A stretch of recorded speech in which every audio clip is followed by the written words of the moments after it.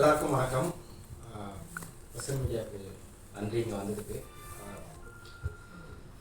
காமும் copy கல்யாணத்துக்கு முன் கல்யாணத்துக்கு பின். ஸோ இந்த படத்தில் நான் லீட் ரோலாக பண்ணியிருக்கேன். என் பேர் விக்னேஷ் ரவி. இதில் நான் இங்கே ஸ்டார்ட் பண்ணேன். ஒரு ஜூனியர் ஆர்டிஸ்டாக நான் இங்கே ஸ்டார்ட் பண்ணேன். நான் என்னோட கரியர் ஆக்சுவலி. ஸோ தீரன், நாச்சியார், மாஸ்டர், பேட்டை, டானாக்காரன், விடுதலை, இப்படி நிறைய படங்கள் நான் ஒர்க் பண்ணியிருக்கேன். ஸோ இந்த படம் முதல் படம் எனக்கு. இந்த படத்தில் எனக்கு வாய்ப்பு கொடுத்த புஷ்பநாதன் சாருக்கு ரொம்ப நன்றி. அண்ட் இந்த படம் எனக்கு எப்படி கிடைச்சிதுன்னா, சரண்யா ரவிச்சந்திரன் தான் எனக்கு வந்து இதுக்கு முன்னாடி அவங்களே படம் ஒன்று பண்ணியிருக்கணும். ஸோ அதை பார்த்துட்டு சரி ஓகே இந்த கதை நீங்கள் ட்ரை பண்ணி பாருங்கள் நல்லாயிருக்கும் அப்படின்னு சொல்லி சொன்னாங்க. சரி ஓகே ட்ரை பண்ணுவோம் அப்படின்னு சொல்லிட்டு இந்த ஸ்கிரிப்டை வாங்கி படித்தோம். இதுக்கு முன்னாடி நான் பண்ண படங்கள் எல்லாமே ரொம்ப ரக்கடான ஒரு படம். லைக் வெற்றிமாறன் சாரோட படத்தில் விடுதலை பண்ணியிருக்கேன். ஸோ டானாக்காரன், இந்த படங்கள் எல்லாருமே வந்து ஒரு மாதிரி ரொம்ப டார்க்கான ஒரு கேரக்டராக இருக்கும் எனக்கு. ஃபர்ஸ்ட் டைம் ஒரு படம் வந்து ஒரு மிடில் கிளாஸ் பையன், சிட்டி சப்ஜெக்ட் அண்ட் ரொமான்டிக்காக இருக்கும். இந்த படம் சரி ட்ரை பண்ணுவோம், நமக்கு ஒரு சேஞ்ச் இருக்கும் அப்படின்னு சொல்லி இந்த படம் ட்ரை பண்ணேன். ஸோ படம் ரொம்ப நல்லா வந்திருக்கு. இந்த கதையில் அன்பு, என்னோட கேரக்டர் நேம் அன்பு. ஸோ அன்பு என்ன பண்ணுறான் அப்படின்னா, இப்போ அன்புன்றது வேற யாரும் இல்லை, நீங்கள் எல்லாரும் தான் அன்பு. ஏன்னா இந்த கதையில் ஒரு பேஷனை நோக்கி ஓடிக்கிட்டு இருக்க ஒருத்தன் தான் லைஃப்பில் இருக்க கமிட்மெண்ட்ஸ், பிரச்சனைகள், இது எல்லாத்துக்காகவுமே கண்ட்ரோல் ஆகி அப்படியே இருக்கான் அதே இடத்துல. ஸோ இவன் பேஷனை நோக்கி ஓடி இவன் ஜெயிக்கிறானா இல்லையா அப்படின்னு தான் கதை. இங்கே நம்ம பார்க்குற சொசைட்டியில் எல்லாருக்குமே இந்த ப்ராப்ளம் ஒன்று இருக்குது. ஸோ ஜெயிப்போமா ஜெயிக்க மாட்டோமா, ஸோ வீட்டில் இருக்க ஃபேமிலி ப்ராப்ளம்ஸ், கமிட்மெண்ட்ஸ், இது எல்லாத்தையும் நோக்கி ஓடிக்கிட்டு இருக்கோம். ஆனால் எல்லாருக்கிட்டையுமே ஒரு தனித்துவம் ஒன்று இருக்குது. ஸோ அதை பற்றி டீட்டெயிலாக நாங்கள் டிஸ்கஸ் பண்ணியிருக்கோம். அண்ட் முக்கியமான ஒரு விஷயம், எல்லா கதையிலுமே வந்து எப்போவுமே ஒரு மேல் வச்சு தான் நம்ம கதையை மூவ் பண்ணுவோம். ஸோ லைக் அவன் கஷ்டப்படுறான், அவன் ஜெயிக்கிறான், ஸோ இவ்வளோ விஷயங்கள். ஆனால் இந்த படத்தில் இன்னொரு விஷயமும் சேர்த்து நாங்கள் ஆட் பண்ணி டீப்பாக டிஸ்கஸ் பண்ணியிருக்கோம், ஃபீமேல்ஸை பற்றியுமே. ஸோ பெண்கள். ஆனால் இந்த படம் பார்த்துட்டு வந்தீங்கன்னா இந்த படம் வந்து நீங்கள் அவங்கக்கிட்ட நீங்கள் திரும்ப பேசணும்னு உங்களுக்கு தோணும், மன்னிப்பு கேட்கணும்னு தோணும். ஸோ அந்த மாதிரியான ஒரு படம் தான் நாங்கள் கொடுத்துருக்கோம். ஸோ கண்டிப்பாக ஏப்ரல் 4 இந்த படத்தை நீங்கள் தேட்டர்ந்து பாருங்கள். ஒர்க் பண்ண எல்லாருக்குமே ரொம்ப நன்றி. So DOP GM Sundar, music Darshan, editor, அப்புறம் ஷெல்டன்.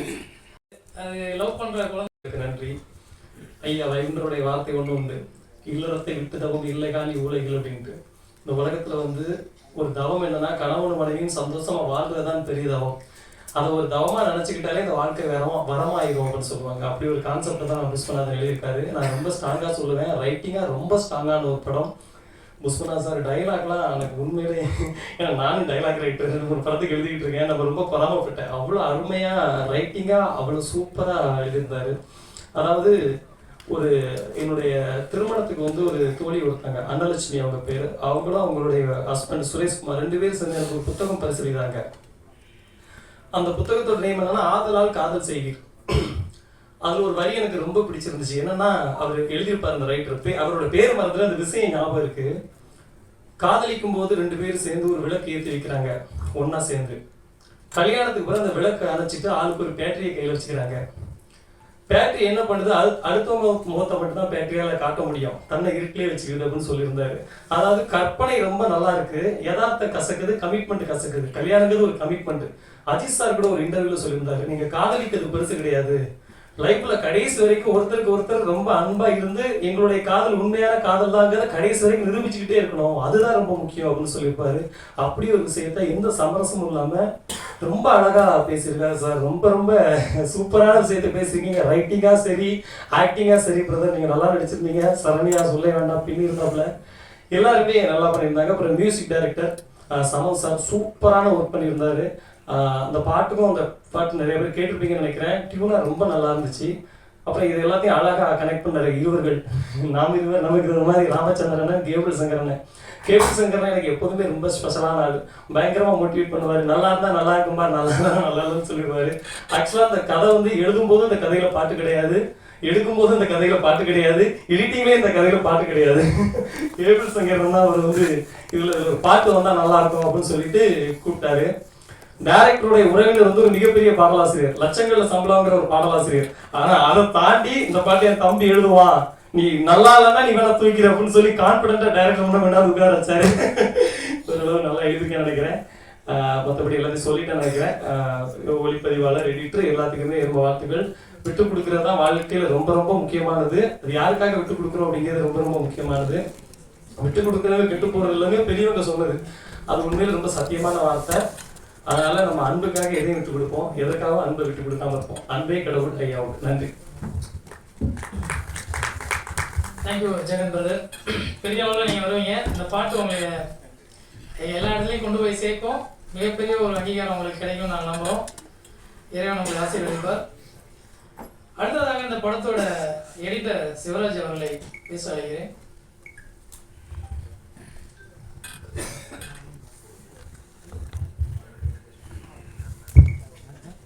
அனைவருக்கும் இனிய மாலை வணக்கம். எனக்கு இந்த ஸ்டேஜிலலாம் ஏறி பேசி பழக்கம் இல்லை. யூஸ்வலி எப்போவுமே வந்தால் கீழே உட்காந்துட்டு இருப்பேன். முதல் தடவையாக என்னை மேடையத்துக்கு மேலே உட்கார வச்ச விஸ்வநாதனுக்கு என்னோட முதற்கண் நன்றியை தெரிவிச்சுக்கிறேன். அதுக்கப்புறம் இந்த படத்தை இங்கே வந்து சேர்த்து திரு கேபிள் சங்கர் சாருக்கும் ராமச்சந்திர சாருக்கும் என்னோட நன்றியை தெரிவிச்சுக்கிறேன். நான் என்னோட கெரியரை ஸ்டார்ட் பண்ணும்போது ஒரு எடிட்டர் ஆகணும்னு தெரியல. நான் பாலமேந்திர சார் இன்ஸ்டியூட்டில் தான் ஃபிலிம் மேக்கிங் படித்தேன். ஒரு டேரக்டர் ஆகணுன்ற கனவோட தான் என்னோடய பயணத்தை தொடங்கினேன். அந்த பயணத்தில் தான் விஸ்வநாதனையும் சந்தித்தேன். நாங்கள் பல படங்கள், சில படங்கள் அவருக்கு நான் சில படத்தில் ரொம்ப ஒர்க் பண்ணியிருக்கேன். சில படங்கள் அவருக்கு நான் அசிஸ்டும் பண்ணியிருக்கேன். இப்போது எடிட்டும் பண்ணியிருக்கேன். காதலுக்கு முன் காதலுக்கு பின் வந்து I got this project and ரொம்ப அமேசிங்கான டீம். ஆக்சுவலி சார் ரொம்ப கஷ்டமே கொடுக்கல, ரொம்ப லைவ்லியாக போச்சு. லைக் இது இப்படிதான் இருக்கணும் அப்படிதான் இருக்கணும் அப்படிலாம் இல்லாமல் ஒரு வீட்டில் ஒரு ஹஸ்பண்ட் ஒய்ஃப் எப்படி இருந்தால் எப்படி இருப்பாங்க, ஒரு லவர்ஸ் இருந்தால் எப்படி இருப்பாங்க அப்படின்றத பேஸ் பண்ணி போனோம். ஒரு 6 days நான் ஒர்க் பண்ணேன். அதுக்கப்புறமா என்னோட அசிஸ்டன்ட் ஒர்க் பண்ணாங்க. ஸோ ரொம்ப நல்லா இருந்துச்சு உங்களோட ஜார்னி. அண்ட் ஸோ சப்போர்ட் பண்ணுங்க இந்த படத்துக்கு. மன்னிச்சுங்க, டிராஃபிக்கில் மாட்டிட்டதுனால தான். இங்கே வந்ததுக்காக உங்கள் எல்லாருக்கும் பெரிய தேங்க்ஸ். கண்டிப்பாக படம் பாருங்கள், பார்த்துட்டு நீங்கள் உங்களுக்கு பிடிச்ச மாதிரி எழுதிடுவீங்க. அதுக்கு முன்னாடி எங்கள் டீமுக்கு நான் வந்து ஒரு பெரிய தேங்க் பண்ணணும்னு நினைக்கிறேன். நான் இயக்குனர்கிட்ட ஆரம்பிக்கிறேன். அவர் கூட நான் 2 ஷார்ட் ஃபிலிம் ஒர்க் பண்ணேன். அவர் ஏதோ ஒரு கான்ஃபிடென்ட் வச்சு பண்ணால் இதை நீங்கள் பண்ணால் நல்லாயிருக்கும்னு சொல்லிட்டு நாங்கள் ஒரு டீமாக எஃபர்ட் போட்டு ரிஹர்சல் ப்ராப்பராக பண்ணி ஒரு ஸ்டேஜுக்கு அப்படியே படத்தை கொண்டு வந்து முடிச்சிட்டோம். ஓகே, படம் முடிச்சிட்டோம். நாங்கள் எப்படி ரிலீஸ் பண்ண போகிறோம் அப்படின்னு ஒன்று இருக்கும்ல. ஸோ எங்களுக்கு ஃபுல் சப்போர்ட்டாக இருந்தது கேபிள் சங்கர் சார் தான். ஸோ சார் இயக்குனருக்கு வந்து ரொம்ப வருஷமாக சார் தெரியும். அதனால அவரோட சப்போர்ட்டில் ஒரு வழியாக கொண்டு வந்துட்டோம். அப்புறம் என் கூட ஒர்க் பண்ணவங்க விக்னேஷ், ரவி, விக்கி, செல்டன், டிஎஸ்கே, பிரியதர்ஷினி, நாங்கள் எல்லாருமே ஒரு விஷயம் மட்டும்தான் நினச்சோம். ப்ரொஃபஸர் இயக்குனர் சார், அதான் விஸ்வநாதன் சார் வந்து இதுதான் நம்ம படம், இதுதான் பண்ண போகிறோன்றதை எங்களுக்கு சொன்னதில் புரிஞ்ச ஒரு விஷயம் கொண்டு வந்தோம். எனக்கு பர்சனலாக இந்த படம் எப்படின்னா, நான் இது வரைக்கும் நீங்களாம் பார்த்துருப்பீங்க, எப்பவுமே டல்லாக அழுக்கா அப்படியே இருப்பேன். பட் என்ன ஃபர்ஸ்ட் டைம் இப்படி ஃப்ரெஷ்ஷாக இப்படியும் காமிக்க முடியும்னு காமிச்சதுக்காக ரொம்ப நன்றி இயக்குனர் சார். அப்புறம் இன்னொரு விஷயம் என்னன்னா, நிஜமாவே இந்த படம் நடிக்கும் போது தெரியல கல்யாணத்துக்கு பின் அப்படிங்கிறது. கல்யாணத்துக்கு அப்புறம் சில டைலாக்ஸ்லாம் நமக்கே லைஃப்ல இருக்கும். கல்யாணத்துக்கு முன்னாடி அப்படி சொன்னீங்க, இப்போ எப்படி சொல்றீங்க அப்படின்னு நமக்கே இருக்கும். ஸோ ரியல் லைஃப்ல கனெக்ட் பண்ணிக்கிற மாதிரி நிறைய டைலாக்ஸ் எழுதியிருக்காரு அப்படிங்கிறத நான் எக்ஸ்பீரியன்ஸ்ல என்னால் ஃபீல் பண்ண முடியுது. உண்மையாக அது ஒரு விஷயம். ஸோ ஓவரால் படத்தை வந்து எடுத்துகிட்டு வந்து உங்ககிட்ட கொடுத்துட்டோம். படம் பாருங்கள், நாளைக்கு ரிலீஸ். மக்கள் எல்லாருக்கும் இந்த படம் பிடிக்கும் நாங்கள் நம்புகிறோம். ஓவரால் சாருக்கு அண்ட் எல்லாருமே டீமுக்கு, எங்கள் எடிட்டர் பேசுன மாதிரி தர்ஷன் மியூசிக் டைரக்டர், ஓவரால் எங்கள் டீம் எல்லாத்துக்குமே வந்து நான் விஷ் பண்ணிக்கிறேன். நம்ம சேர்ந்து ட்ரை பண்ணுவோம், நல்லதே நடக்கும். Thank you all. பிரசன்ட் மீடியா நான் வழக்கமாக எப்போவுமே சின்ன சின்ன படங்கள்லாம் பார்த்து ஏதாவது தேடி கண்டுபிடிச்சி உங்கள்கிட்ட நிறைய படங்களை கொண்டு போய் சேர்த்துருக்கேன். அதே போல் இந்த படத்தையும் ஒரு சின்ன படமாக பார்க்கல. எல்லா படமும் நல்ல படம் தான், சின்ன படம் தான், பெரிய படம் தான். ஓரத்தை வச்சு தான் பெரிய படம் சின்ன படம்னு சொல்கிறாங்க. ஸோ அடிப்படையாக விஸ்வநாதன் வந்து ஷார்ட் ஃபிலிம் டைரக்டரெல்லாம் தெரியறதுக்கு முன்னாடி கிட்டத்தட்ட ஒரு 2013-14 தெரியும் தம்பியை. தம்பி வந்து முதல்ல ஒரு ஷார்ட் ஃபிலிம் பண்ணார், நாய் சேகர் அப்படின்னு. அந்த டைட்டில் ரைட்ஸ் நீ கேட்கலாம் முன்னாடியே வச்சுட்டு. அந்த ஷார்ட் ஃபிலிம் பார்த்துட்டு எனக்கு டெஸ்ட்டாக கூப்பிட்டார். அந்த டைமில் ஒரு காலேஜில் ஒர்க் பண்ணிட்டு இருந்தார். அந்த டைமில் பார்த்துட்டு அதில் கரெக்ஷன்லாம் சொல்லி அதுக்கப்புறம் வந்து நிறைய குறும்படங்கள் கொஞ்சம் கொஞ்சமாக எடுக்க ஆரம்பித்தார். அப்போ நான் என்னுடைய படம் ஃபஸ்ட்டு படம் ஸ்டார்ட் பண்ணும்போது என்கிட்ட அசிஸ்டண்ட்டாக சேரத்துக்கு வந்தார். அந்த டைமில் என் படம் ஸ்டார்ட் பண்ணுறது கொஞ்சம் லேட் ஆனதுனால உடனடியாக நான் வந்து உங்களோட ஒர்க் பண்ண முடியாதுன்னு சொல்லிட்டு கோச்சிட்டு போயிட்டார். கோச்சிட்டு போல பாவம். அவரோட ஒர்க் பண்ண முடியல அந்த டைமில். கொஞ்ச நாள் கழிச்சுட்டு நான் படம் ஸ்டார்ட் பண்ணேன். அவர் வேலைக்கு போய் ஜாயின் பண்ணிட்டார் ஒரு இடத்துல. ஸோ ஒரு சில மாதங்கள் கழித்து அப்புறம் வந்து நான் எப்படியாவது நான் திரும்பி வந்து வேலையெல்லாம் ரிசைன் பண்ணிட்டேன் சார். சினிமா தான் முடிவு பண்ணிட்டேன். இந்த சினிமாவில் நான் ஏதாவது பண்ணியே தீரணும். அதனால் வேலையை ரிசைன் பண்ணிட்டேன் நான். ஏன்னா அந்த மாதிரிலாம் பண்ணேன். அடுத்த வேலை சாப்பாடு ரொம்ப கஷ்டப்படுற தொழில் டைரக்டர் தொழில். ஓடினாலும் சாப்பாடு கிடைக்காது, ஓடாட்டாலும் சாப்பாடு கிடைக்காது. அசிஸ்டன்ட் டைரக்டர் தான் ரொம்ப கஷ்டம் அது அப்படின்னு சொன்னால், இல்லை சார் நான் ஏதாவது பண்ணியே தீரணும்னாப்ப நான் வெயிட் பண்ணேன். அது வரைக்கும் வேலையெல்லாம் ரிசைன் பண்ண திருப்பி போய் ஜாயின் பண்ணிக்கன்னு சொன்னால் கேட்காம அவர் ஒரு சின்ன படத்தில் ரொம்ப சின்ன படத்துலையுமே மாட்டிக்கிட்டு படத்தில் இருக்கிற வறுமையோட ஒருமைக்கே வறுமையாக வந்தார் திரும்ப. நான் அப்போ அவர்கிட்ட ஒரு கேள்வி கேட்டேன், உனக்கு திருப்பி வேலைக்கு அப்ளை பண்ணால் வேலை கிடைக்குமான்னு கேட்டேன். நிச்சயமாக கிடைக்கும் சார்னாரு. சரி முதல்ல வேலைக்கு அப்ளை பண்ணு, வேலைக்கு போய் ஜாயின் பண்ணிடணும். அப்போ என் சினிமானாரு. நான் சொல்கிறது ஒரு 15 வருஷத்துக்கு முன்னாடி தான் சொன்னேன் இல்லையா. இப்போ வயசு இருக்குது, சினிமா எங்கேயும் போகாது, இங்கே தான் இருக்கும். இந்த வெள்ளிக்கிழமைக்கு அப்புறம் வந்து சனி ஞாயிறுன்னு வரும். இந்த சனி ஞாயிறு ஃபுல்லாக சினிமாவுக்கு முடிவு பண்ணிவிடு, உன்னை நேர்ந்து விட்டுக்கோ, அதில் நீ தொடர்ந்து ஏதாவது பண்ணிக்கிட்டே இரு அப்படின்னு சொல்லி மோட்டிவேட் பண்ணேன். நிறைய பேர் வந்து நம்ம சொல்லும் பேச்சு கேட்க மாட்டாங்க. யூஸ்வலாக நானே கூட கேட்க மாட்டேன்ல. அவனுக்கு எதோ நல்ல நேரமாக கட்ட நேரமோ கேட்டுக்காப்பில் தம்பி கேட்டதுனால அவர் போய் ஒரு காலேஜில் ப்ரொஃபஸராக ஜாயின் பண்ணிட்டாரு. ஜாயின் பண்ணதுக்கப்புறம் வந்து உண்மையாகவே வந்து டெடிக்கேஷனாக ஒவ்வொரு சனிக்கிழமை ஞாயிற்றுக்கிழமையில் சினிமாவுக்காக மட்டுமே தொடர்ந்து வேலை செஞ்சுட்டு வந்து ஒரு அசிஸ்டன்ட் டைரக்டர் வந்தார் அவர். கிட்டத்தட்ட அதுக்கப்புறம் ஒரு 6 ஷார்ட் ஃபிலிம் 7 ஷார்ட் ஃபிலிம்னு நான் புஷ்பநாதன் ஆரம்பம்ன்ற ஒரு பையனை நாய் சேகர்ன்ற ஒரு ரொம்ப அமைச்சரான ஒரு ஷார்ட் ஃபிலிம் ஆரம்பித்து கொஞ்சம் கொஞ்சமாக அவருக்குன்னு ஒரு ஃபிலிம் லாங்குவேஜை கற்றுக்கிட்டு அதில் வந்து மியூசிக் வீடியோ பண்ணி அப்புறம் வந்து அட்வர்டைஸ்மெண்ட்ஸ் பண்ணி நிறைய விஷயங்களை கொஞ்சம் கொஞ்சமாக அடுத்த லெவலுக்கு வந்தார். வந்து முடிச்சுக்கும் போது என்ன பண்ணுறது, வயசாகிடுச்சு, கல்யாணம் பண்ண வேண்டியதாக போச்சு. சரி அப்போவும் என்ன பண்ணார், கல்யாணம் பண்ணிட்டாரு. கல்யாணம் பண்ணி 2 குழந்தைகள் இருக்குது அவருக்கு. ரொம்ப சந்தோஷமான விஷயம் என்னென்னா, அவங்க ஒய்ஃப் வந்து இவங்களுக்கு சப்போர்ட் பண்ண ஆரம்பிச்சார். இவர் வந்து நடுவில் வந்து டாக்டர் பட்டம்லாம் வாங்கிட்டாரு, பிஹெச்டிலாம் பண்ணி. அவர் சர்வைவல் பண்ணுறதுக்கான விஷயத்தை எல்லாத்துக்கும் சரி பண்ணிவிட்டு நான் வேலையை ரிசைன் பண்ண போகிறேன், சினிமா தான் என் முயற்சின்னு சொல்லிட்டு ஃபுல் ஃப்ளெஜ்டாக இறங்கிட்டார். இறங்கி நல்ல வேலை எங்கிட்ட அசிஸ்டன்ட் டேரக்டர் வேலை செய்தார். வேறு நல்ல பெரிய டேரக்டர் வேலை செஞ்சார். நிதிலன்கிட்ட வந்து இந்த படத்தில் நம்ம மகாராஜா வந்து அசோசியேட் ஒர்க் பண்ணார். இதுக்கு நடுவில் வந்து ஒரு நாள் வந்து என்கிட்ட ஒரு அப்பப்போ என்ன பண்ணுவாருன்னா இன்னொரு வேலை பண்ணுவார். சார் ஒரு ஷார்ட் ஃபிலிம் எடுக்கிறேன், கதை அனுப்புகிறேன்னாரு. கதை அனுப்பிச்சோன்னா அதில் ஒரு கேரக்டர் இருக்குது, நீங்கள் தான் நடிக்கிறீங்கன்னு சொல்லுவார். ஆனால் இனி வரைக்கும் என்னை நடிக்க வச்சதே இல்லை. இந்த படத்தில் கூட ஒரு கேரக்டருக்கு வந்து நீங்கள் தான் இருக்கீங்கன்னு சொன்னாப்புறம் நானும் வந்து ரீரேக்கெல்லாம் போட்டு பார்த்துருந்தோம். கடைசி வரைக்கும் என் நடிக்க வைக்கல அவர். சரி ஓகே நம்ம பையன் வந்து படம் விட்டாச்சு. அந்த படம் முடிச்சிட்டேன் அப்படின்னாரு. நானே கடன் ஒன்றும் வாங்கி இஎம்ஐலாம் கட்டி ஒரு படம் முடிச்சிருக்கேன் அப்படின்னாப்புல. சரி படம் பார்த்தேன். படம் பார்த்ததுக்கப்புறம் எனக்கு வந்து இந்த படம் வந்து ஒரு டிப்பிக்கலாக ஒரு பைலட் ஃபிலிமுக்கான ஒரு படமாக தான் வச்சுருந்தார். இது அவருடைய டீம் ஒர்க். உண்மையாகவே சொல்லப்போனால் அட்டகாசமான டீம் ஒர்க்கு. படமாக நிறைய விஷயங்கள் டெக்னிக்கல் ஃபைனஸ் பண்ண வேண்டியிருந்துச்சு இந்த படம்.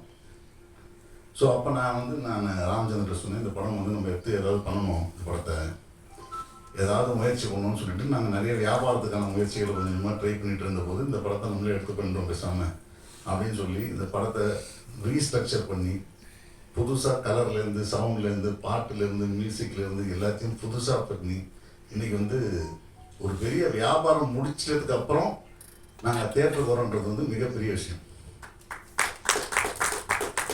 ஏன்னா எல்லாரும் சொல்கிறாங்க ஒரு படம் எடுத்தால் விற்க முடியாது, நிறைய பிரச்சனைகள் இருக்குது, சின்ன படம் கஷ்டம்னு.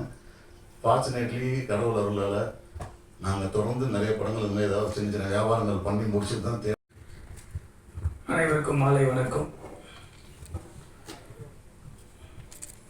பத்திரிகையிலிருந்து வந்திருக்கக்கூடிய ஒட்டுமொத்த தமிழ் சினிமாவுக்கு நீங்கள் தான் எத்தனை எல்லா நியூஸும் தெரியாத பட்டி தொட்டி எங்கும் இப்போ எத்தனை போய் சேர்க்கக்கூடிய மீடியாவில் இருக்கிற அத்தனை பேருக்கும் மாலை வணக்கம். ஒரு 2 விஷயத்தை இங்கே ஸ்ட்ராங்காக சொல்லணும் அப்படின்னு நான் ரொம்ப ஆசைப்பட்றேன். இந்த படத்தினுடைய இயக்குனர் ஆறுமுகம் அவர்கள், அவருடைய ஃபேஸை இப்போ தான் நான் பார்க்குறேன். இந்த ஆடியோ வாங்கின உடனே ஒரு குரூப்பை ஃபார்ம் பண்ணி டிஜிட்டலில் அந்த குரூப்பில் அவருடைய பதிவுகள் வரும்போது நான் ரொம்ப பிரமிப்பாக பார்த்தேன். எனக்கு தெரிஞ்சு ஒரு 10-15 ஆண்டுகளுக்கு முன்பாக ஒரு இயக்குனர் ஆக வேண்டும் என்று சினிமாவை நம்பி சினிமாவை தேடி ஒரு உதவி இயக்குனர்கள் வருகிற போது ஒரு மூத்த இயக்குனர்களை போய் சந்திப்பது, அவர்களிடத்தில் வேலை செய்வது, அவர்களிடம் இருக்கக்கூடிய அனுபவத்தை கற்றுக்கொண்டு படம் தயாரிக்க வேண்டும் என்பதுதான் நம்மளுடைய கனவுகளாக எல்லாரும் வருவாங்க. குறைஞ்சது ஒரு இயக்குனர்கிட்ட 5 வருஷமான இருந்து ஸ்பாட்டில் என்னென்ன ப்ராப்ளம் இருக்குன்னு ஒவ்வொன்றும் நுணுக்கங்களையும் பார்த்து ரசித்து அந்த ஒரு இன்வால்வோடு தான் ஒரு இயக்குனர் அடுத்து வருவாங்க. இல்லை அந்த இயக்குனர்களே என்னுடைய அசிஸ்டண்ட் 10வது அசிஸ்டண்ட் 2வது அசிஸ்டண்ட் 5வது இவருக்கு எல்லாம் திறமைகள் இருக்குது. ஒரு இடத்துல கதை சொல்ல போனாலும் அவங்கள வந்து என்கரேஜ் பண்ணி இவரை வச்சு படம் பண்ணலான்னு சொல்லுவாங்க. அப்படி தான் ஒரு சினிமா இருந்தது. நாளைய இயக்குனர்கள் வந்தது பிறகு திறமை எப்படி ஒன்றா வரலான்றது அந்த நாளைய இயக்குனர்கள் வந்த உடனே தமிழ் சினிமா ரொம்ப சிம்பிள் ஆயிடுச்சு. ஏன் சொல்ல வரேன்னா, இன்னைக்கு நிறைய படங்கள் பிரச்சனையை உருவாக்குவதற்கு காரணமே தொழில் தெரியாமல் இருந்து நம்பிக்கையில் ஒரு ப்ரொடியூசரை தேடி போய் ஒரு கதையை சொல்லி எப்படியானா படம் பண்ணிடலான்ற நம்பிக்கையில் ப்ரொடியூசர்களும் தெளிவான கதைகளை கேட்காமல் நம்பிக்கையாக இந்த பையனை தூக்கி விடுவோம், இப்போ ஒரு நாள் கஷ்டப்படுறான் அப்படின்னு வந்து மாட்டின தயாரிப்பாளர்கள் தான் 90 விழுக்காடு தயாரிப்பாளர்கள்.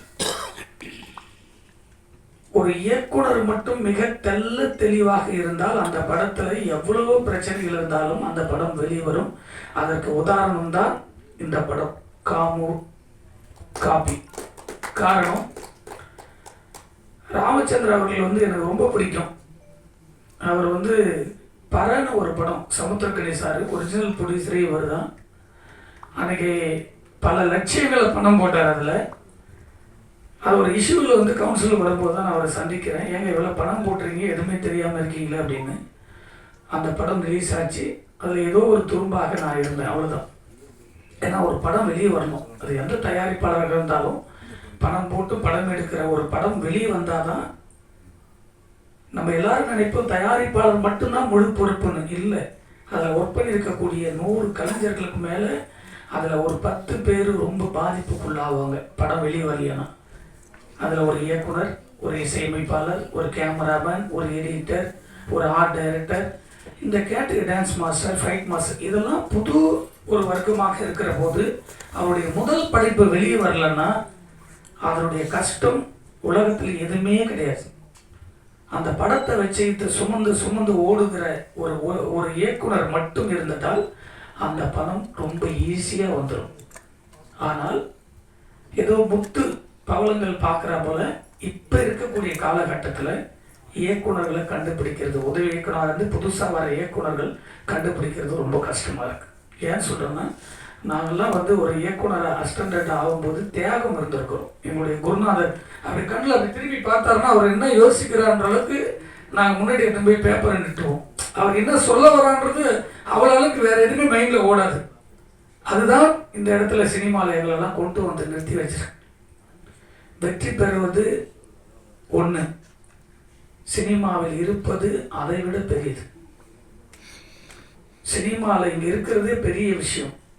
எல்லாரும் நினைக்கலாம் வெற்றி தோல்விகள். இந்த இயக்குனர்கிட்ட நான் அந்த பதிவில் பார்க்குற போது 2 கோடி ரூபாய் புதுசாக வந்து படம் எடுக்கணும்னு நினைக்கிற ஒரு ப்ரொடியூசர் இந்த இயக்குனர்கிட்ட கொடுத்தா லவ் டுடேலாம் ஒன்றும் கிடையாது, டிராகன்லாம் ஒன்றும் கிடையாது, அதை விட சூப்பர் படம் இந்த இயக்குனராலையும் பண்ண முடியும். நான் போய்க்கலாம் சொல்ல அந்த ஒரு 5 நாள் அந்த குரூப்பை ஃபார்ம் பண்ணி அந்த ஆடியோ லேபிளோடு அவருடைய ஒர்க்கிங் ஸ்டைல் பார்த்தேன். நான் 15 வருஷமாக கத்திட்டு இருக்கோம், வந்ததுன்னு கத்திட்டு இருக்கோம். தமிழகத்தில் தவிர பக்கத்தில் இருக்கிற கேரளா மாநிலம், இந்த பக்கம் ஆந்திரா, கர்நாடகா, பாம்பே, ஒரு கியூபில் போய் நீங்களே சர்ச் பண்ணி பாருங்க எவ்வளோ ஒரு தேட்டரில் ஒரு ஸ்க்ரீனுக்கு பணம் கட்டுறேன்னு. இங்கே 12,000 ரூபாய் வாங்குறாங்க. இதை தட்டி கேட்கறதுக்கே ஆள் இல்லை. அரசாங்கத்துக்கு 50 மனு கொடுத்தாச்சு. முன்னாடி இருந்த அரசாங்கத்துக்கு, இப்போ இருக்கிற அரசாங்கத்துக்கு. இன்னைக்கு இருக்கிறது சார் 1100 ரூபாய் ஒரு ஸ்க்ரீன் இங்கே ஓப்பன் பண்ணுறதுக்கு கியூபுக்கு நம்ம சார்ஜ் கட்டுவோம். இன்னைக்கு 2,800 ரூபாய் வாங்குறாங்க. ஒரு ஒரு ஷோ இங்கே தேட்டருக்கு பணம் கட்டுறோம், ஏன்னா இது முதலீட்டு போட்டு வச்சிருக்கு, தேட்டருக்கு பணம் கட்டுறோம், ஓகே, இது ஃப்ரீ காஸ்ட்டு. ஆனால் ஒரு ப்ரொடியூசரில் கூட ஏன் கியூப்லன்னு கேட்கும்போது ஒவ்வொருத்தரும் ரிலீஸ் பண்ணுறாங்க, அந்த பிரச்சனைக்கு ரிலீஸில் அந்த டென்ஷன்லேயே விடுறாங்க. அந்த வாரம் 10 படம் ரிலீஸ் ஆகுது, அடுத்த வாரம் 10 கண்டென்ட் ஏற்றுறாங்க மறுநாள். இப்படியே ஒரு சாதாரண கியூப் நிறுவனம் இன்னைக்கு 200 கோடி ரூபாய் தமிழ் சினிமாவில் இருக்கக்கூடிய சொத்து, ஒவ்வொரு தயாரிப்பாளருடைய சொத்து 200 கோடி இருக்குன்னா இது யாருடைய பணம்? இந்த அரசுடைய கவனத்துக்கு 100 முறை எடுத்து கொண்டாச்சு. பெரிய வள்ளுவர் கோட்டத்தில் 3 ஆர்ப்பாட்டம் பண்ணியாச்சு. உண்மையிலேங்க புரட்சி வீரம் தாங்க விஷால். வந்த உடனே தமிழ் சினிமாவில் ஒரு மாற்றத்தை உருவாக்குவதற்காக ஒரே ஒரு இது நைட்டில் அவ்வளோ பெரிய பிரச்சனைகளை சந்திச்சு ஒரே நாளில் மாற்றத்தை முடியும். அந்த மாற்றத்தை கூட சில ஆளுகளுக்கு எடுத்து விட்டு போயிட்டாங்க. பிரிண்ட் சார், அன்னைக்கு படம் ரிலீஸ் போது தமிழ் இண்டஸ்ட்ரியில் ஒரு படம் ரிலீஸ்னா நைட்டோட நைட்டு ஆஃபீஸில் வந்து ப்ரொடியூசர் ஆஃபீஸில் டிஸ்ட்ரிபியூட்டர் உட்காருவாங்க, இல்லைன்னா லேபில் வந்து உட்காருவாங்க. 45,000 to 85,000 ரூபாய் இருக்கு பிரிண்ட். ஒரு பிரிண்ட்டுக்கு பணம் இல்லையானா இருக்கிற சூழ்நிலை பார்த்து டிஸ்ட்ரிபியூட்டரே பணம் கட்டிட்டு பிரிண்ட் எடுத்துட்டு போவாங்க. பிரிண்ட் எடுத்துமே அந்த பிரிண்ட் ஒரு 15 நாள் அந்த ஓடணும் ஷிஃப்டிங் இருந்தால் அதே பிரிண்ட் கொடுப்பாங்க. இல்லை அந்த பிரிண்ட் ஓடி முடிஞ்சு 2 வருஷம் ஆனால் கூட அந்த பிரிண்ட் எடுத்து போய் ப்ரொடியூசர் ஆஃபீஸில் இருந்தால் அந்த பிரிண்ட் விற்றா திரும்ப 10,000 ரூபாய் வீட்டுக்கு வரும்.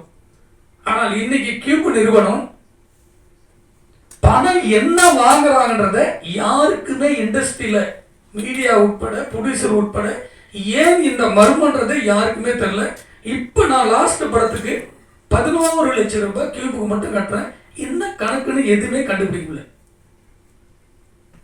நான் படம் எடுக்கிறேன், பை லா சொல்லுது, சட்டம் சொல்லுது, பர்மிஷன் அப்படிதான் கொடுத்துருக்கு. கியூப் கண்டென்ட்டுக்கு தமிழ்நாட்டுக்கு மட்டும் தனியாக கொடுத்துருக்கு. ஆல் ஓவர் இந்தியா இருக்கும்போது இங்கே மட்டும் தான் இவ்வளோ பணம். நான் ஒரு படம் எடுத்து முடிச்சிட்டேன், நான் ஒரு 5,000 ரூபா கொடுத்து டூட்டி ஆர்டிஸ்ட்க்கு வாங்கி என் படத்தில் இந்த திரையரங்கு பேரை போட்டு நான் ஆர்டிஸ்ட்க்கு கையில் கொடுக்குறேன். நீங்கள் ஓட்ட வேண்டியது அந்த தேட்டருடைய கடமை. அந்த தேட்டரில் படம் பார்த்து முடிஞ்சிச்சேன்னா ஷிஃப்டிங் போடுறேன். இதே ஆர்டிஸ்ட்க்கு எதுவுமே அங்கே கொடுத்தா எனக்கு ₹1 செலவு கிடையாது. இந்த 5,400 ரூபா மிச்சம். அங்கே படம் ஓட்டிட்டு திரும்ப என் ஆர்டிஸ்ட்க்கு என் வீட்டுக்கு வரும். திரும்ப எடுத்து போய் நான் வந்து செகண்ட் ஹேண்டில் விற்றானா கூட எனக்கு ₹3,000 அந்த ஆர்டிஸ்ட்க்கு இருக்குது. என் சொத்து என்கிட்ட இருக்குது. இப்போ நம்ம எல்லாருமே பெப்சியோ ப்ரொடியூசர் கவுன்சிலோ அடிச்சுட்டு இருக்கு பிரச்சனை தான் பார்த்துட்டு இருக்கோம். ஒட்டுமொத்த தொழிலாளர்கள் ஒரு படத்தினுடைய சம்பளமே 15% தான். இது யாருமே உணரல. ஒட்டுமொத்த ஒரு படத்தில் என்ன நடக்குதுன்னா 15 விழுக்காடு தான் தொழிலாளர்களுக்கு சம்பளமா போகுது. பெரிய படத்தில் 90ல் 60 விழுக்காடு நடிகருடைய சம்பளமா போகுது. ஆனால் ரிலீஸில் இருக்கிற இதில் அதே மொத்த தொழிலாளருக்கு போகிற 15% விட 100 தேட்டர் போட்டிங்கன்னா ஒரு வாரத்துக்கு 15 லட்சம் இல்லாமல் நீங்கள் படம் ரிலீஸ் பண்ண முடியாது. Only cube. இதே 2 வாரம் போச்சு இன்னொரு 6 லட்சம் கட்டணும். இந்த 10 லட்சம் கட்டுற பணம் கூட என் ப்ரொடியூசர் வராது. உதாரணத்துக்கு இவருக்கு 30 தேட்டர் கொடுக்குறாங்க, 30 தேட்டருக்கு நாளைக்கு பணம் கட்டுறாரு, அந்த தேட்டர் வரலன்னா கூட அவருக்கு அந்த அப்படியே படம் நோ சார்ஜ். இது தமிழகத்தில் மட்டும்தான் இவ்வளவு பெரிய ஒரு தெல்லாலங்கடி வேலை நடக்குது. தயவு செஞ்சு ஊடகத்தில் இருக்க ஒட்டுமொத்த என்னுடைய சொந்தங்களுக்கு, சினிமா சொந்தம் தான் நீங்களும், இதனுடைய ஆராய்ச்சி யாருமே பண்ண முடியல. எந்த ஆர்டிக்கலும் வரமாட்டேங்குது. எவ்வளோ முறை கம்ப்ளைண்ட் பண்ணியாச்சு, ஆர்ப்பாட்டம் பண்ணியாச்சு. எங்களுடைய ப்ரொடியூசருடைய சொத்து ரிலீஸ் நைட்டு நெரிக்கப்பட்டு ஒவ்வொருத்தரும் கியூப்ல பணம் எடுக்க ரிலீஸ் ஆக மாட்டேங்குது. இப்படிதான் சின்ன படத்துலேருந்து பெரிய படம் வரைக்கும் நடக்குது. தயவு செஞ்சு இது போல சின்ன படத்துக்கெல்லாம் கண்டென்ட்டுக்கெல்லாம் பணமே கேட்கக்கூடாது. வெறும் கவுன்சிலில் போட்டுருக்குது 50 படத்துக்கு 3 லட்சம் ரூபாய் கட்டணும்னு போடணும். ஆனால் 3 லட்சம் இல்லை. கிட்ட போய் நிற்கும் போது இந்த சார்ஜ் 5 சார்ஜுன்னு போட்டு நீ 50 தேட்டர் போட்டாலும் 10 தேட்டர் போட்டாலும் 2,80,000 ரூபாய் கியூப்லேருந்து கட்டினாதான் அந்த படம் ஓப்பன் ஆகுது. அது என்ன கணக்குன்னு யாருமே கண்டுபிடிக்க முடியல. அப்படி நசுக்கப்படுறதுனால தான் சின்ன படங்கள் 100 தேட்டர் போகிறதுக்கு 50 தேட்டர் போகிறதுலாம் யோசிக்க வேண்டிய சூழ்நிலை. ஏன்னா எல்லா பணமே போட்டு முடிச்சாச்சு, லாஸ்ட்டில் கட்டுறதுக்கு கூட நிற்காத போது என்ன கவலைகள் இருக்கும். அப்படி தான் ஒரு படங்கள் இருக்குது. தயவு செஞ்சு சினிமாவில் இருக்க மொத்த கலைஞர்களும் ஒரு பெரிய எழுச்சி அந்த கியூபுக்காக பண்ண வேண்டிய சூழ்நிலை இன்னைக்கு இருக்குது. இது ஒரு நல்ல விழா, அதுக்காக தான் அந்த பதிவு பண்ணுறேன். நம்மளுடைய இயக்குனர் மிக சிறந்த இயக்குனர். இந்த பட்ஜெட்டில் ஒரு தரமான ஒரு 51 கோடி ரூபாய் எடுக்கக்கூடிய அளவுக்கு இந்த படத்தை எடுத்து முடிச்சிருக்காரு. இவருக்கு கண்டிப்பாக பெரிய படங்கள்லாம் வந்து சேரணும் அப்படின்றது தான் இறைவனை வேண்டிக் கொள்கிறேன். அனைவருக்கும் நன்றி, வணக்கம். சமைச்சதே இல்லை. எல்லாம் ஈர்ப்பது அதான் சொல்றேன், சொல்லிட்டேன். தேங்க்யூ. அனைத்து ஊடக நண்பர்களுக்கும் மற்றும் இயக்குனர், கதாநாயகன், கதாநாயகி, இசையமைப்பாளர், அதுக்கப்புறம் தொழில்நுட்ப கலைஞர்கள், கேபிள் சங்கர் சார் எல்லாருக்கும் என்னுடைய வணக்கம். ராமச்சந்திரன் சார் வணக்கம் சார். பேர் தெரியும், மனசுங்க சார். திடீர்னு பேச சொல்லிட்டாங்க. ஏதோ வைவாக்கு ஸ்டாஃப் முன்னாடி நிற்கிற மாதிரி இருக்குது. ஏன்னா உங்கள்கிட்ட கொஞ்சம் ஜாக்கிரதையாக தான் பேசணும். என்ன பேசுகிறதுன்னு தெரியல. ஆனால் இருந்தாலும் எங்களுடைய முதல் முயற்சி, என்னுடைய கல்லூரி சீனியர் புஷ்பநாதன் ஆறுமுகம் சார் வந்து என்னுடைய கல்லூரி சீனியர். நான் இப்போ விஜய் டிவிலெலாம் அந்த கலக்கப்போது யாரிலலாம் கலந்துட்டுருக்கேன். அதுக்கு முன்னாடி இருந்தே பழக்கம். ஸோ இந்த தியேட்டர்லாம் பண்ணிட்டு இருக்கிறப்ப இந்த படத்தில் ஒரு நல்ல வாய்ப்பு ஒன்று கொடுத்தாரு. எனக்கு எப்படியாச்சும் காமெடி பண்ணோம் அப்படின்னு நினச்சிட்டு வந்தால் ஒரு பயங்கரமான ஒரு வில்லன் ரோல் மாதிரி ஒன்று கொடுத்துட்டாரு. வில்லன் ரோல்னா சும்மா ஸ்மூத்தாக தான் இருக்குது. ஆனால் பின்னாடி இருந்து எல்லாம் சாபம் விட்டுக்கிட்டு இருக்காங்க. நல்லாவே இருக்க மாட்டான், நாசமாக போயிடுவான்ட்டு திரும்பி பார்க்குறேன், என்னைய தான் திட்டுறாங்களான்ற மாதிரி. ஆனால் ரொம்ப உயிரோட்டமான எல்லா கதாபாத்திரமும் அப்படி தான் இருக்கும். நீங்கள் படம் பார்க்குறப்பே தெரியும், இது நம்ம கணேஷ் மாதிரி இருக்காரு, இவர் நம்ம பாபு மாதிரி இருக்காரு, நம்ம இவர் மாதிரி இருக்காருன்ட்டு எல்லாத்தோடையுமே கனெக்ட் பண்ணுற மாதிரியான ஒரு கதாபாத்திரத்தை வடிவமைச்சு ரொம்ப குறைஞ்ச நாட்களில். ஏன் அடிக்கடி அதை சொல்லிகிட்டே இருக்காங்கன்னா, ஒரு ஒரு சின்னதாக ஆரம்பித்து அப்படியே அடுத்தடுத்து அந்த ஃபுட்டேஜஸ் நல்லா இருக்க இன்னும் கொஞ்சம் இருந்தால் நல்லாயிருக்கும், இன்னும் கொஞ்சம் இருந்தால் நல்லா இருக்குன்ற மாதிரி அப்படியே டெவலப் பண்ணி படத்தோட ஃபைனல் அவுட் பார்த்தா உண்மையிலே அவ்வளோ அழகாக வந்திருக்கு. ஸோ அந்த விதத்தில் வந்து மேக்கிங்காக அண்ணன் அடிச்சுக்க முடியாது. அதே மாதிரி இங்கே வேலை பார்த்த எல்லா டெக்னீஷியன்ஸுமே வந்து ஒவ்வொருத்தவங்களும் தான் பணம் போட்டு படம் எடுத்தால் எப்படி எடுப்பாங்க, அந்த மாதிரி இன்வால்மெண்ட்டோட ஒரு நேரம் காலம் பார்க்காம ஒரு டைம்லாம் 24 நான் இந்த மாதிரி எங்கேயும் பேசுனது கிடையாது. என்ன மாதிரி புது முகங்களுக்கு வந்து ஒரு ஒரு மூவில வந்து ஒரு முக்கியமான ஒரு கதாபாத்திரம் கொடுத்ததுக்கு இங்கே நான் புஷ்பநாதன் அண்ணாக்கு நான் தேங்க்யூ சொல்லணும். ஸோ ரொம்ப சந்தோஷம் எனக்கு. இந்த மூவில ஒரு செகண்ட் லீட் கேரக்டர் எனக்கு கொடுத்துருக்காரு. நான் வந்து முன்னாடி தியேட்டரில் நிறையா பண்ணியிருக்கேன் நான். ஸோ நான் தியேட்டர் ஆர்டிஸ்ட் நிறையா இது நான் பண்ணி தான் வந்திருக்கேன். ஸோ அப்படி பண்ணுறப்ப எனக்கு டக்குன்னு எங்கேயுமே சான்ஸ் வந்து கொடுக்க மாட்டாங்க. ஒரு மூவிலலாம் ஒரு சின்ன சின்ன ரோல்ஸை நான் நிறைய பண்ணியிருக்கேன். அப்படிங்கிறப்ப இந்த படம் வந்து எனக்கு முக்கியமான படம். ஸோ எனக்கு ரொம்ப சந்தோஷம். ஸோ இது கண்டிப்பாக எல்லா ஆடியன்ஸ் கிட்ட போய் ரீச் ஆகணும். அது உங்கள் கையில் தான் இருக்குது. எல்லாரும் சப்போர்ட் பண்ணணும். தேங்க்யூ. இந்த இடத்துல நான் வந்து டைரக்டர் அப்படின்னு சொல்லி நிற்கிறது முதல் காரணம் வந்து செந்திலண்ணா. அவர் ஆக்சுவலாக திருச்சியில் இருக்க எங்கள் கிராமத்தில் நாங்கள்லாம் எங்கள் கிராமம் அந்த நேரம் துபாயில் இருக்காங்க. நான் மகாராஜா முடிச்சுட்டேன். அந்த இடத்துலேருந்து ஸ்டார்ட் பண்ணார். ஸோ ஃபஸ்ட்டு செந்தில் எனக்கு தேங்க்ஸ் சொல்லி ஸ்டார்ட் பண்ணேன். Thank you sir. அவர் ஆக்சுவலாக துபாயிலேருந்தே வந்திருக்காரு இந்த ப்ரெஸ் மீட்காகவே. Thanks sir. ஓகே ஸோ எங்கேயும் ஸ்டார்ட் பண்ணலன்னா நான் okay so first of all print press website எல்லா மீடியா நண்பர்களுக்கும் நன்றி உங்கள் டைம் ஸ்பெண்ட் பண்ணி நீங்கள் வந்ததுக்கு. ஸோ காமு காப்பி ஸ்டார்ட் பண்ணுறது எங்கே இருந்தாங்கன்னா, ஆக்சுவலாக முதல் இது வந்து ஒரு பிளேவாக எழுதும்போது காமு காப்பி டைட்டிலேருந்து ஆரம்பிச்சிது. ரெண்டு விஷயம் என்னன்னா, நம்ம எல்லாரும் ஸ்கூல்லேருந்து கிமு கிபி அப்படின்ட்டு நம்ம எல்லாம் கடந்து தான் வந்திருப்போம் ஸ்கூலில். ஸோ கண்டிப்பாக கேட்சி அப்படின்னு சொல்லி டைட்டில் வந்து காமு காப்பின்னு சொல்லி ஒரு பேஸில் ஸ்டார்ட் பண்ணது. அப்புறம் நிறைய இடங்கள் என்னோட ஃப்ரெண்ட்ஸே கூட ஸ்கூல் காலேஜஸ்ல லவ் பண்ணிட்டு ஒரு மேரேஜ் லைஃப்ல போகும்போது ஒரு 5 வருஷம் 6 வருஷம் லவ் பண்ணவங்க கூட ஒரு மேரேஜ் லைஃப்ல போகும்போது 1 வருஷம் 2 வருஷம் கூட அவங்களால they are not able to live with marriage லைஃப்ல. ஸோ டிவோர்ஸ்ல போகும்போது என்னன்னு சொல்லி யோசிக்கும் போது எல்லாருக்குமே வந்து ஒரு இமோஷனல் இம்பேலன்ஸ், சோஷியல் ஒரு ப்ரெஷர், ஸோ இந்த மாதிரி இல்லையான்னு சொல்லி எல்லாமே வந்து ஒரு லாங்கிங், ஒரு வேற ஒரு லைஃப்பை கம்பேர் பண்ணி இருக்காங்களோ அப்படின்ற ஒரு மொமெண்ட் இருந்துச்சு. ஸோ அதுலேருந்து தான் அந்த கதையானது உருவாக்கப்பட்டுச்சு கதையா.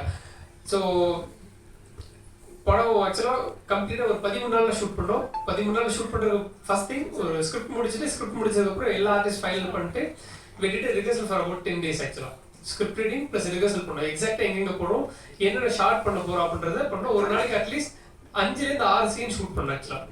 ஸோ எங்கே ஷூட் பண்ணுவோமோ அங்கேயே ரிஹர்சல் பண்ணோம். ஸோ டிஓபி பயங்கர சப்போர்ட் ஆக்சுவலாக. நாங்கள் ஆப்பிள் ஒரு ஆப் இருக்குது ஆக்சுவலாக. ஸோ எந்த கேமரா யூஸ் பண்ண போகிறோமோ அந்த லென்ஸ் என்ன லென்ஸ் வரும், என்ன டென்சிட்டி வரும் எல்லாமே பண்ணிட்டு வீட்டு கவர்மெண்ட் கம்ப்ளீட் எப்படி நம்ம ஸ்டோரி போர்ட் போடாமல் இப்போ வந்து அந்த கேமராலே கம்ப்ளீட்டாக ஒரு லிஸ்ட் வச்சுட்டு நாங்கள் ஷூட் பண்ணவே போனோம். ஸோ வர எல்லாத்துக்கும் அந்த இது இருக்கும். எந்த ஷார்ட்டு இன்னைக்கு அசிஸ்டன்ட் டைரக்டர் எல்லாத்துக்குமே இன்னைக்கு என்ன பண்ண போகிறோம் எது பண்ண போகிறோன்றது எல்லாத்துக்கும் தெளிவாக தெரியும். அதனால ஈஸியாக எக்ஸிக்யூட் பண்ண முடிஞ்சுச்சு. ஸோ லிமிட்டடான ஒரு பட்ஜெட் இருக்குது. ஒன்று ஐயோ நம்மகிட்ட பட்ஜெட் இல்லைன்னு சொல்லி ரெஸ்ட்ரிக்ட் பண்ணி உட்காரலாம், இல்லை இதில் என்ன பண்ண முடியும்னு சொல்லி ஒரு ஸ்டார்ட் பண்ணோம். ஒரு சேலஞ்சிங் தான் ஸ்டார்ட் பண்ணோம். ஸோ முடிச்சிட்டோம். அவுட் வந்து ஸ்க்ரீன் பண்ண ஒரு டிஸ்ட்ரிபியூஷன் டீமுக்கு. டிஸ்ட்ரிபியூஷன் ஃபர்ஸ்ட் ஒரு டீம் வந்து பார்த்தாங்க. பார்த்த ஒரு ப்ரொடியூசர் சார் வந்தார். வந்துட்டு ஒரு டிஸ்ட்ரிபியூட்டர் வந்தார். வந்துட்டு ஃபைட் இருக்குது, நல்லா இருக்குது, லவ் இருக்குது, ரொமான்ஸ் அண்ட் சீக்வன்ஸ் நல்லா இருக்குது, சாங் இருக்குது, நல்லா இருக்குது இப்படிலாம் சொல்லிட்டு ஹீரோயின் கருப்பாக இருக்குது, அது நல்லா இல்லை தம்பி அப்படின்னு சொல்லிட்டு ஸ்டாப் பண்ணுறாரு. நான் சொல்லி கேட்குறேன், இல்லை சார் இப்போ நம்ம பாலுமந்திர சாரோட படங்கள், பாரதி சாரோட படங்கள் எல்லாம் ஹீரோயின் அப்படி தானே இருந்தாங்க சார், அந்த மாதிரி ஒரு லைவாக இருக்கும் சரிதா மேம், இது மாதிரி ஒரு லைவாக இருப்பாங்களே சார் அப்படின்னா, இல்லை தம்பி அது ஆடியன்ஸ் ஒத்துக்க மாட்டாங்களே தம்பி அப்படின்னு சொல்லிட்டு ஒரு மாதிரி சொல்கிறார். இல்லை சார் இப்போ இந்த மாதிரி ஹீரோயின்ஸ் என்ன சாமி அப்போ தியேட்டருக்கு வந்தவங்க எல்லாரும் கருப்பாக இருந்தாங்க, மாநிலமாக இருந்தாங்க, ஈஸியாக கனெக்ட் பண்ணுறாங்க. இன்னைக்கு எல்லாமே கொஞ்சம் ஃபேராக இருக்கிற மாதிரி தான் அட்டென்ஷன் சீக்கிங்காக இருக்கும் அப்படின்னு சொன்னோம். அதுக்கப்புறம் மறுபடியும் ஒரு ஸ்க்ரீன் பண்ணுறோம். அப்போ கேபிள் சிங் சார் வந்து பார்த்தாங்க. பார்த்துட்டு ஹீரோயின் அது இது எல்லாத்தையும் விட்டாலும் படம் இமோஷனலாக கனெக்ட் ஆகுது. ஃபர்ஸ்ட் திங், நீங்கள் எவ்வளோ பெரிய பட்ஜெட்டில் பண்ணாலும் ஒரு ஆக்ஷனாக இருக்கலாம், இல்லை வந்து நீங்கள் என்ன ட்ராமா இருக்கலாம், எப்போ இமோஷனல் கனெக்ட் ஆகுது அது ஒர்க் அவுட் ஆகும். இந்த படத்தில் இமோஷனல் கனெக்ட் ஆகுது. ஸோ நீங்கள் சொல்கிற பட்ஜெட்டுக்கும் இந்த இதுக்கு வந்து கம்ப்ளீட்லி ஃபார் அவைவாக தான் இருக்குது. ஸோ இது ரீஎடிட் பண்ண முடியுமான்னு சொல்லி கேட்டாங்க. பண்ண முடியும் சார் சொன்னேன். ஸோ ரீஎடிட் பண்ணோம். திரும்ப ஒரு சில அவர் பண்ணும்போது எனக்கு சொல்லி தோணுச்சு. அப்புறம் ஒரு சில சீக்வன்ஸ் அடிஷனல் எழுதும்போது அப்புறம் அடிஷனல் சீக்வன்சஸ் பண்ணி பண்ணும்போது அப்புறம் லால் சார், ராமச்சந்திரன் சார் எல்லாமே இன்னும் பூஸ்டப் பண்ணாங்க. ஸோ ஒரே நாளில் 18 நிமிஷத்துக்கான ஃபுட்டேஜ் வந்து ஷூட் பண்ணோம். ஒரு 24 ஹவர்ஸில் கம்ப்ளீட்டாக அந்த எடுத்த ஒரு ஷாட் கூட வேஸ்ட் ஷாட் கிடையாது. கம்ப்ளீட்டாக அப்படியே படத்தில் ஃபிட் பண்ணுற அளவுக்கு திரும்ப ரீஷூட் பண்ணி ஆட் பண்ணோம். ஸோ நீங்கள் பார்க்கக்கூடிய 1 hour 37 minutes ரன் டூரேஷன், இதை விட ஒரு 2 to 3 minutes எக்ஸசிவாக இருந்துச்சு ஆக்சுவலாக. ஸோ இது வந்து எங்கே இருந்துச்சுன்னா 2 விஷயம். ஸ்கிரிப்டிங்காக நான் டைரக்ட் மித்திலன் சாரோட மகாராஜா ஒர்க் பண்ணிருக்கேன். ஸ்கிரிப்டிங் அவர் கன்வின்ஸ் ஆகிற வரைக்கும் கேட்டுட்டு அதை போட்டு அடிச்சு துவைச்சு அப்படியே கொண்டு வர நம்மள்ட்ட கொண்டு வந்து சொல்லும் போதே அதனால தான் ஸ்கிரிப்ட்லேயே இருக்கும். எக்ஸாக்டாக எடிட் பேட்டர்ன் எங்கேவா இருக்கும், அடுத்த லுக் அண்ட் பேட்டர்னாக இருக்கும், சில இது ஷார்ட் டிவிஷனாகவும் இருக்கும். இது என்ன நரேட் பண்ணுற போதுக்குள்ள அவர் சொல்லிட்டு வரும். அடுத்து வந்து கொட்டேஷன் கேங்ன்ற ஒரு படத்தில் வந்து நான் அசிஸ்டன்ட் டைரக்டரும் ப்ரொடக்ஷன்லேயும் ஒர்க் பண்ணேன். ஸோ ஒரு நாள் ஷூட் போகும்போது 26 லட்சம் என் கையில் கொடுத்தோம். கிட்டத்தட்ட ஒரு 13 நாள் நான் ஃபுல்லாக ஹேண்டில் பண்ண பண்ணும்போது ஒரு நாள் லைட்டுக்கு எவ்வளோ தேவை, டெக்னீஷியனுக்கு எவ்வளோ தேவைப்படும், கேமரா முன்னாடி சாப்பாடுகள் அப்படி என் தெரிஞ்சதுனால தான் இது பண்ண முடிஞ்சிச்சு. நிறைய பேர் கேட்பாங்க ஆக்சுவலாக அசிஸ்டன்ட் டைரக்டராக இருந்தால் தான் படம் பண்ண முடியுமான்னு சொல்லிட்டு. ஆக்சுவலாக அசிஸ்டன்ட் டைரக்டராக இருந்தால் தான் படம் பண்ண முடியும் அப்படின்னு கிடையாது. நல்ல ப்ரொடியூசர் இல்லை நல்லா இன்வெஸ்ட் பண்ணுற ஆட்கள் இருந்தால் கண்டிப்பாக பண்ண முடியும். ஆனால் இப்போது நான் பர்சனலாக பார்க்குறது வந்து நான் யாரும்